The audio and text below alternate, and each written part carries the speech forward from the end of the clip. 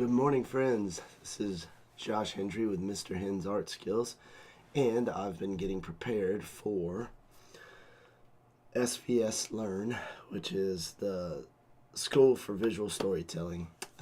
Forgive my voice, I've got a little bit of a cold. We have an event coming up, or they have an event coming up that I'm going to be attending as a student called Graphic Novel Pro. It's led by Sean Parker and Sean Crystal. So I'm looking forward to that, and in preparation for that, I'm just kind of working through some different things. Now, this is what I was doing yesterday, and today I'm going to pick up where I left off. This is kind of one of my main characters. He kind of looks like this. I don't know. I'm working on his look and understanding how to draw him, and then I also want to learn how to do different emotions so that I can combine these ideas of all these different emotions and put that on my character. So my main character's name is Caden. Now, my facial expressions are coming from this book, Making Comics by Scott McCloud. I know that if you are a comic book person and you like drawing comics, you already are familiar with this book and have this book. If you've never heard of it, my goodness. He goes into great detail about a lot of different aspects of creating comics and visual storytelling, and really, really cool. So I'm just going through these just as a starting point. So I got through Revulsion yesterday, and that was after drawing him. Now, the way that I'm going about this is I'm using Copic markers. I've got an N2 here. I think I was using an N4 yesterday. Let me see. There's my N4. I'm going to stick to that just to be consistent. I have a white pen also for erasing, I suppose. But then I like to use Prismacolor, black color, Prismacolor colored pencil, because I just get a little bit better touch with it. I can use a brush pen, but I like to be on a bigger sheet of paper when I'm using a brush pen. So for smaller things like this and little studies, I find that this colored pencil does the trick a little bit better. I hope you're doing great today. Hope you're having fun.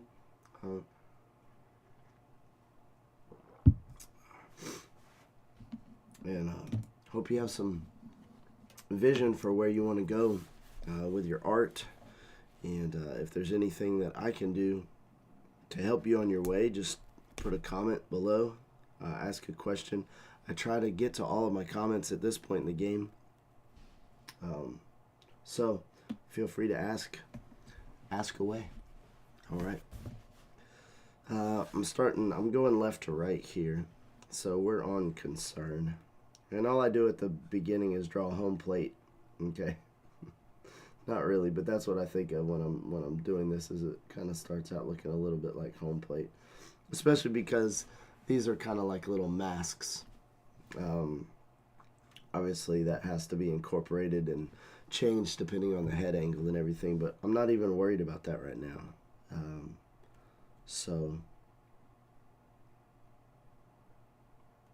one thing I have learned over the last just couple of weeks of doing this consistent drawing and kind of studying faces is that there is a major victory in being subtle.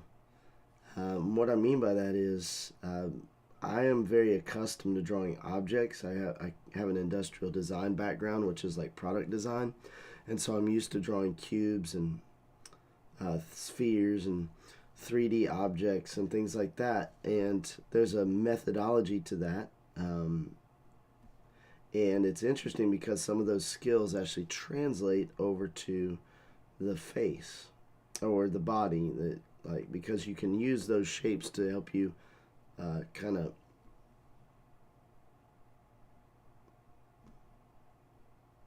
construct your anatomy. However, when it comes to the face, it doesn't matter how good you are at constructing things. The relationships of the face are so dynamic. When one thing moves on the face, something else is bound to move as well. And so you have this very interesting, organic kind of series of riddles to solve, visual riddles to solve with every single expression change. And so what I find is there's this balance between the structure you know exists and the very subtle changes and attention you need to give to each little portion. Like it's very hard to just go in and block out a face. Like you could block out the head and the neck and the shoulders and everything, but then when you get to the face, it's like you have to shift gears completely. It's like a completely different strategy.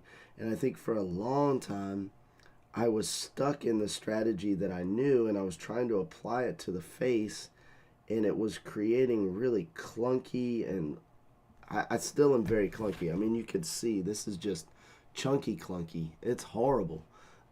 It's nowhere near where I want it to be. And like if I were to pick this apart, I would probably start crying. Okay? That doesn't mean there aren't good things in there. There are some good things starting to happen. But I'm sort of in the middle of transitioning out of the old method that I'm so familiar with of drawing objects and starting to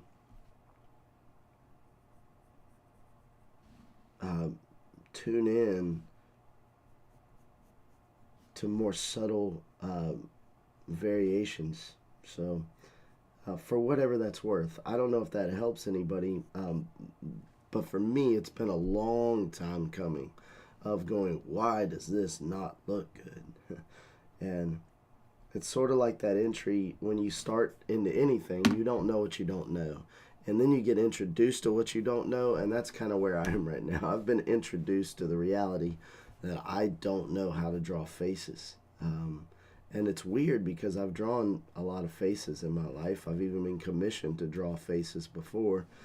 So it's kind of a strange place to be,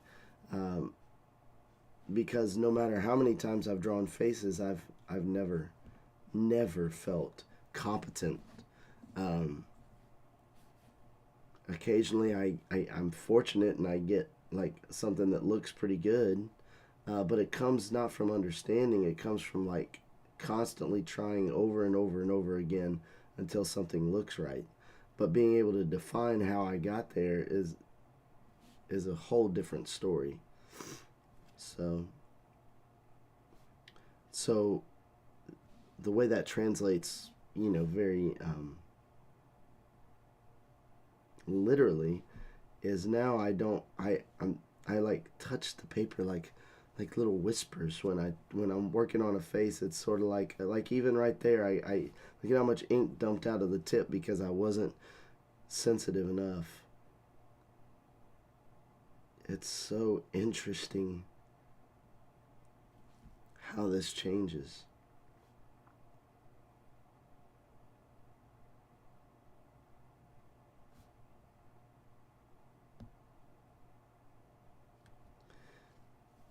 And I forget whose artwork I was looking at when it dawned on me. I think it was Ben Eblin's work, and just trying to emulate his work. And what's funny is there have been times when I've drawn people that I thought, I wonder if, there's a style connection between the drawings that Ben Eblin does and the style that I've liked most. That I've, not that I produce a style exactly like his, but there's a characteristic to it that really speaks to me, and I've seen elements of it in my own work when I'm kind of lucky enough to keep my line weights light enough and get things that look anchored in the right place. Even though I don't know how I anchored them in the right place, they just look more anchored and properly structured. But then I'm trying to emulate his style, and I'm like, wow, the variation, the conscious variation in line weight at chosen points, specifically chosen because of what it will communicate.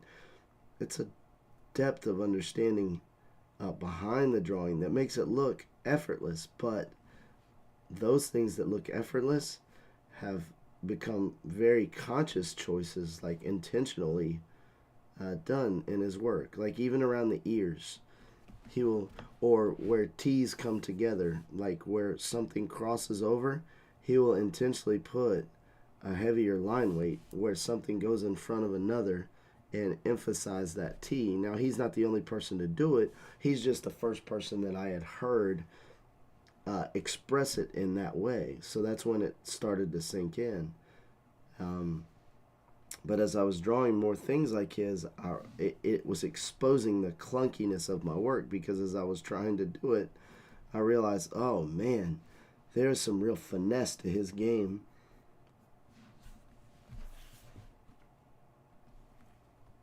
And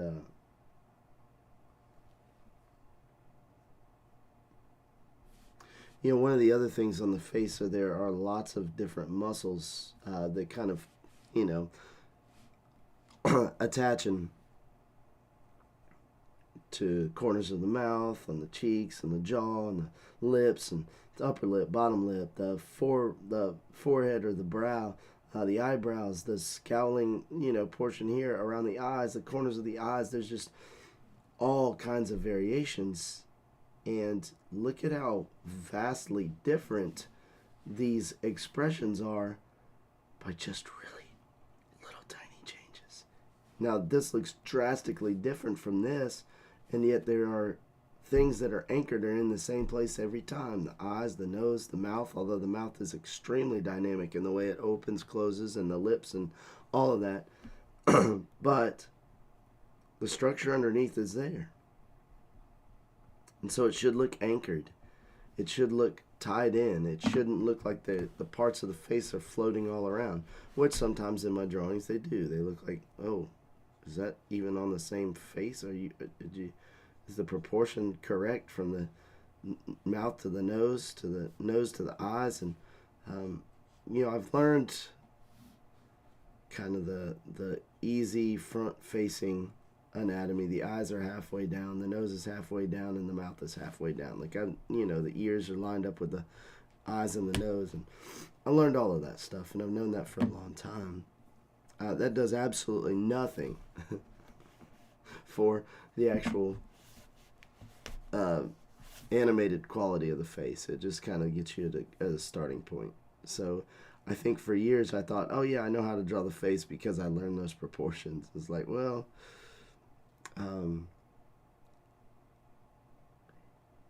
hate to break it to you, there's more to the story. There's just a lot more that I have to learn. So, and I think that's one of the things as I get older that I'm starting to understand and accept. I think when I was younger, I thought, I'm just trying to get to an understanding so I can understand. So I could say I understand. And that's a funny thing to think about, because no matter how much you know, it's almost like the more you know, the more you realize you don't know. It's kind of like, oh, that's not this game. That's not the game of understanding at all. You don't wake up one day and go, I understand. Now I understand. I am the enlightened one. It's so far from the reality of what it is. You just have to keep going. Find the next horizon in your progression as an artist. Now, that's not to say there are not major benchmarks along the way. There are. I mean, I remember the first piece of legitimate artwork I sold out of college, and I had done basically an illustration of a dog in colored pencil, but the dog was in leaves, so it took me forever. It was a golden retriever in leaves. And the person who gave me the photograph, to draw from, she was nice enough. I didn't actually know her personally. She just happened to be in the store doing an enlargement or a reproduction of this photo she had taken of her dog, and her dog was in a pile of leaves in the fall. The dog was a golden retriever, so it was the same color as the leaves, and it just, all surrounded in leaves. It just looked like it could have been a jigsaw puzzle at the store. It just spoke to me. It just looked like a great piece of art and an extreme challenge. So I spent a long time on it. I estimate, and this is probably not a super accurate estimate, but I estimate I spent probably 2 weeks on that thing. Probably like, and I mean hours wise, probably like 2 working weeks, 80 hours. I don't know if that's really true, because I did not track my time specifically, but I remember at the time kind of trying to guesstimate after I was completed it, and that's what I came up with. Um, and she couldn't afford it. And I said, well, it'd probably be $2,000 in order to compensate me. I mean, this would have been back after I graduated. I graduated in 1999, so this would have been about in the year 2000 or so. And yeah, it's just she just couldn't afford it. I mean, $2,000 is a lot of money. Even today, it's still a decent chunk of change. Back then, it was even more. So I just thought it was ridiculous to even ask that. Like, how in the world, who do I think I am asking this amount of money? Especially after having that conversation with her, and she was like, oh yeah, no, I can't afford that. No, like, this is just ridiculous. But I was super proud of it. I was very proud of the work. It was the best work that I could possibly do at that stage in my development in my life. And I carried that thing around with me to lunch. I was going to be eating lunch with a friend and a mentor of mine, somebody who was older than me and wiser and all of this. And I just took it to lunch because I was meeting with him. And we were at, I think it was Jason's Deli. We were in either Chapel Hill or Durham. I can't remember where. It would have been somewhere out there. And you're not going to believe what happened. This lady in line looked at that drawing. So I had it on a hard board. It was still taped on the drawing board that I used, which was one that I still have. I've got an illustration on it now that I did for a client over the holidays, but it's the same board. And I was holding it, and the artwork was taped on there, and it's a 12-inch by 12-inch piece of this golden retriever, leaves all around it. And she goes, that's Star, I think was her dog's name. She goes, that's Star. And the original dog's name was Nikki. I even titled the piece Nikki and Leaves, which I would find out later was not smart. You don't title it according to that dog's name, because people look at the dog and go, oh, that's Star. And you're like, no, it's Nikki and Leaves. And they're like, okay, well, I guess I won't buy it then. No, it's just beautiful fall day, or whatever you want to call it. Don't put the name of the animal into the title of your piece. That was one of the premier early mistakes that I learned, because trying to sell prints of it, I couldn't sell prints of it because it was called Nikki and Leaves, which is crazy because the artwork is absolutely amazing. I sold t-shirts and stuff that didn't have the title on it, no problem, but if you sit there and you make a print and at the bottom it says Nikki and Leaves, it ruined sales. And I spent a lot of money on these Jaclay prints for it. It's just a hard business lesson about marketing and mentality. At any rate, I'm standing in the lunch line with my friend, and a lady goes, that's Star. That's my dog. It's like, oh my gosh, we just put her down 2 weeks ago, or we just put her down, I can't remember what it was, but my husband's birthday is in 2 weeks. How much for that? I said, well, it's $2,000. No problem. She wrote me a check in the deli right there, the same day that I took it to the lady, and she said, there's no way I could afford that. I'm here at Jason's Deli. Some lady sees it and says, I have to have that. That's our dog. And I'm just like, what in the world? I was just dumbfounded. What's even crazier is the lady who bought it. Her husband, I didn't realize in the moment, but her husband was actually helping me from a distance, in a coaching capacity, like a business and finance coaching situation from a distance. I can't remember, I didn't know him well, but I knew of him. Like, we were in the same church, like we went to the same church and everything, but I wouldn't have pieced that together. She didn't know that. Like, she didn't know who I was, even though I had this kind of weird connection to her husband, but she didn't realize I was just this artist dude here. And so I don't know. It was wild. I still don't fully understand how in the world that happened. But I say all that to say, at that point, that was the first piece of artwork I had ever sold. And it was a huge and epic mile marker in my progression. The irony about that is, I would come to find out later that I had titled the piece wrong, and that there would be thousands, possibly hundreds of thousands, maybe, possibly, I don't know, tens of thousands of dollars that would be lost by misnaming the piece for the public.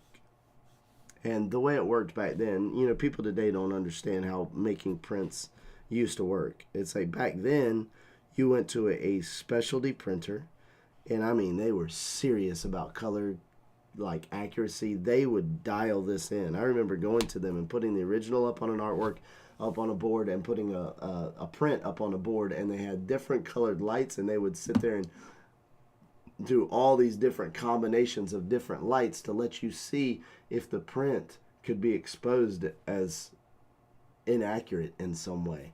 And I am, for whatever reason, I am highly sensitive to color variations. I can see a lot of variations even within what some people would say, well, that's the same color. I say, no, it's not. There are these variations in there. And so I am very sensitive. You couldn't tell.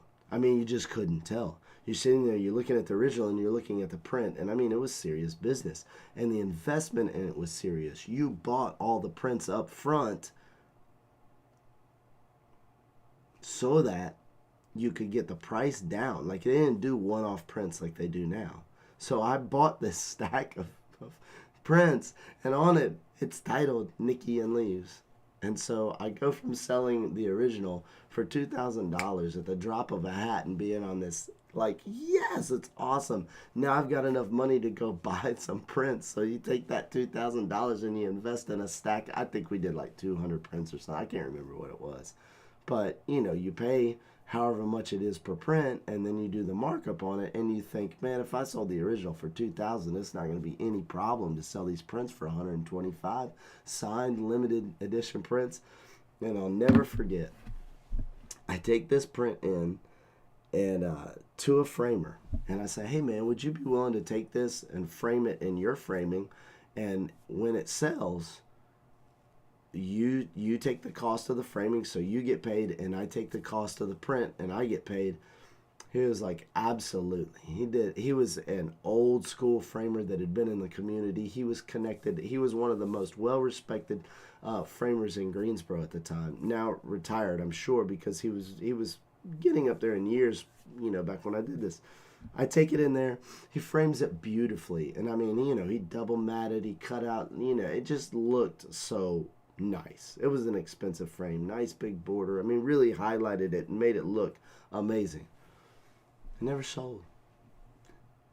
And I would go and check back with him, and eventually months passed. And he says, I got to tell you, people have mentioned more than once how much they loved the print and that they would have bought it if it weren't called Nikki and Leaves. I'm just like, golly. I've got this stack of prints, and it's just like the name is on the print, like it's there. It's like with the print count, it's part of like what makes a Giclée print valuable, or did at that point. I mean, I think we've kind of moved on from that in some regard, although maybe not. I don't know, but that's such a weird thing. You have a huge victory, $2,000, you go invest that $2,000 thinking I'm going to now leverage this into something bigger and start my art career, and it's like, oh. And in hindsight, I could have paid $2,000 and gone to business school. I could have paid $6,000 or $10,000 and gone to business school, but that was a $2,000 lesson that I paid for. Real life, good, painful, never forget it lesson. You are not going to sell something that the market doesn't want. You're not. And it can be so close to being correct. You can be so close.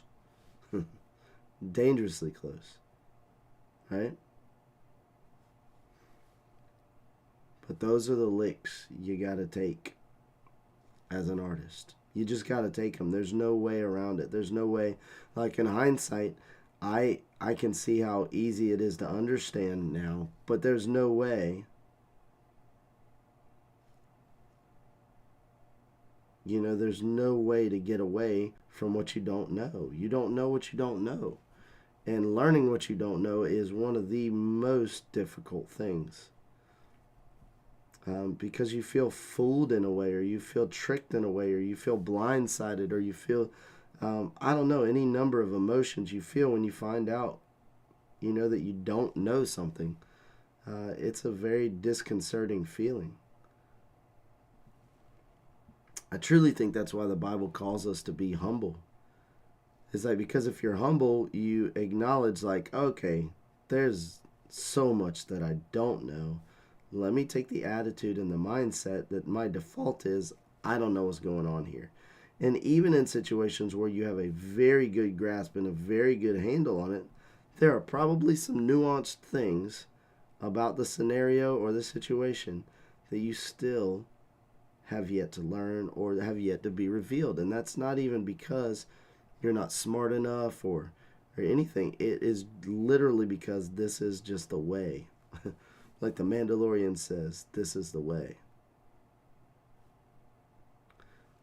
What good would it do for any of us to actually know it all? What good would that be for anybody?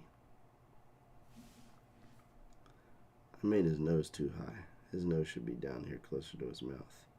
I bet I do that a lot in drawing. I did that there and there. I don't know. It's tough because if you could scrunch up your top lip and like a make our top lip go down like that. So there is some variation in the lip, but the nose really doesn't move that much. I mean, the nostrils flare out and you can scrunch it up a little bit, but nowhere near as much as the mouth. So I guess learning all that stuff over time is going to be good. I thought I wasn't going to talk much today, but that is not the reality. I talked like crazy today. And I only got 4 drawings done. Okay, so I got him done and all 8 of those yesterday, and today here I am talking like a banshee and not getting anything done. So I got 4 drawings done. I thought for sure I would finish out the 8. Maybe I will if I bust it. I don't think I can finish that many. I'm not sure that it would look that great if I tried.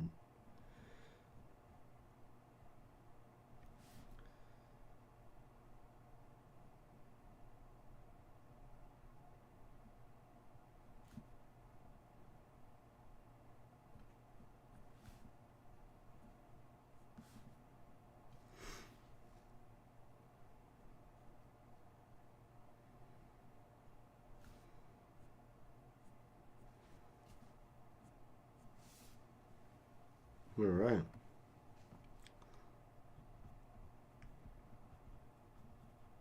How cool is that? From fear to terror. Man. Anxiety, concern. This guy almost looks sick. I don't know. I'm not sure I captured that correctly. That's fine. Oh. These are a little bit too high. They need to come down a little bit. Look at that little subtle change, man. Come on now. That's crazy. Excuse me. That's just crazy. Such a subtle little tiny thingamabobber. Has such a profound effect.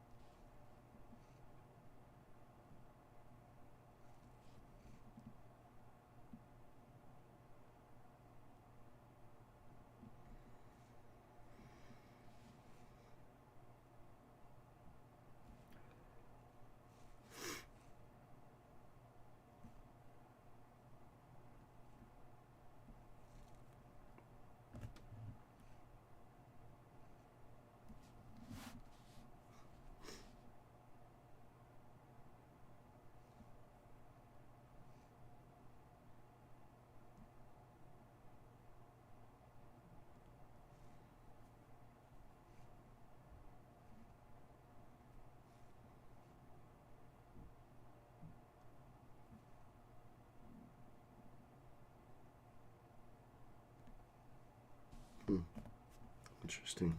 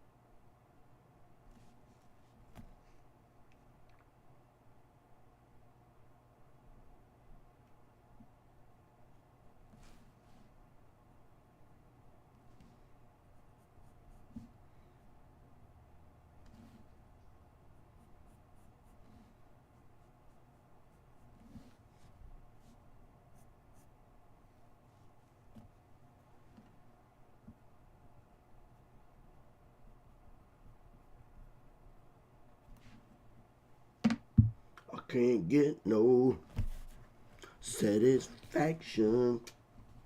I got it. Satisfaction right there. Amusement. Interesting.